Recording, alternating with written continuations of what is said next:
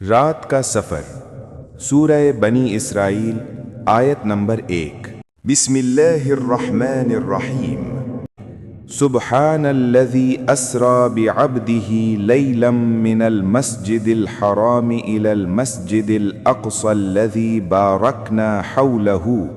لنريه من آیاتنا انه هو السمیع البصیر۔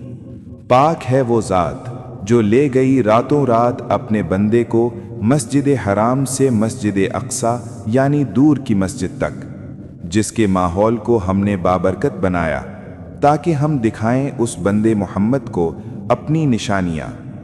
یقیناً وہی ہے سب کچھ سننے والا، دیکھنے والا۔ رات کا سفر آیت 2 وَآتَيْنَا مُوسَى الْكِتَابَ وَجَعَلْنَاهُ هُدًى لِبَنِي إِسْرَائِيلَ أَلَّا تَتَّخِذُوا مِن دُونِي وَكِيلًا، اور ہم نے موسیٰ کو کتاب یعنی تورات دی اور ہم نے اسے ہدایت بنایا بنی اسرائیل کے لیے کہ تم مت بناؤ میرے سوا کسی کو کارساز۔ رات کا سفر سورہ اسراء آیت نمبر 3 ذریۃ من حملنا مع نوح انہ کان عبدا شکورا، اے ان لوگوں کی اولاد جنہیں ہم نے سوار کرایا تھا نوح کے ساتھ،